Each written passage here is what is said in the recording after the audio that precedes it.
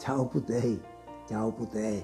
E nonno ve conta in compagnia dell'osso grande e dell'osso piccolo. E a fiaba de ancuo, e a colomba e a formiga.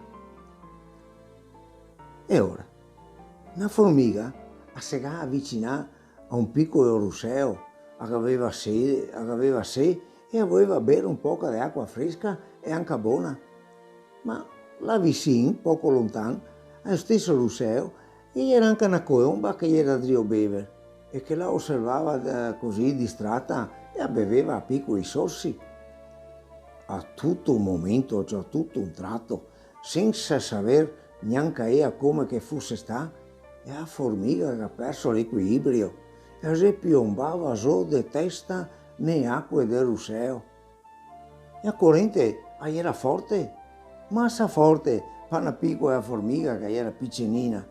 E così questa si sentiva trascinare via dall'acqua senza riuscire a trovare niente per attaccarsi e salvarsi.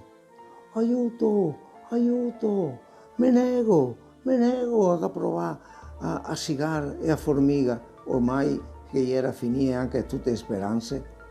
In quella, la colomba, che si aveva distratto un pochettino a guardare una sua sorella che volava su per il cielo, aveva visto la formiga che stava per morire affogata e si c'ha ciappata da una compassione.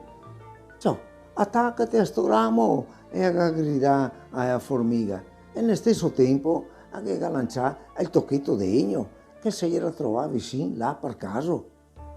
E la formiga si agganciava subito a sto arbusto e si riuscì a salvarsi, però con fatica dopo si è portato sulla riva del ruscello e a ringraziare la colomba che l'aveva così generosamente salvata, se no sarebbe negata.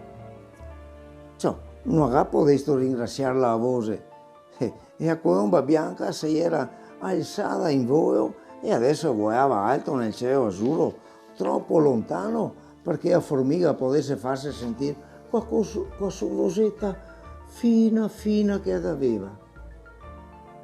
Ma proprio intanto che la formiga metteva tutte le sue zampette per terra, cioè si arriva un cacciatore e gli era capitato là per caso anche a lui e si era messo a fare una siesta sulle rive del ruscello, guardando anche lui distrattamente in cielo.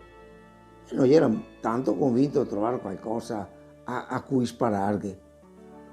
Però ecco che appena ha visto la colomba alzarsi in volo, cioè questo bel eye candide perché era bianca, e il cacciatore che puntava il fucile e il gacciapà a mira, par ben a mira e ai, che puntura! E che esclamò il giovanotto guardandosi una gamba, e ciò mentre che l'abbassava il fucile senza che aveva avuto neanche il tempo di sparare.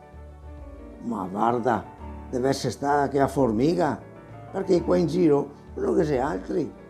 E nel frattempo però la formiga che aveva dato il morso alla gamba del cacciatore, era anche riuscita a scamparsi un pochettino, ma tutta di fretta. E così il cacciatore l'aveva vista proprio nel momento che sta qua andava dentro dritta sul suo formiga e là si è scomparsa. Intanto la colomba che si era accorto che brutto momento e che rischio che aveva corso ciò e si era reso conto di essere stata salvata dalla formiga. E sebbene che era molto piccola, era riuscita a rendere un servizio che ella non aveva mai ricevuto quando era stata salvata dal rametto, buttata nell'acqua.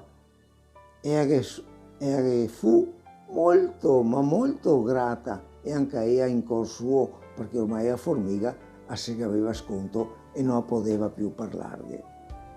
Potei, anche questa si finì, mi raccomando, alla prossima.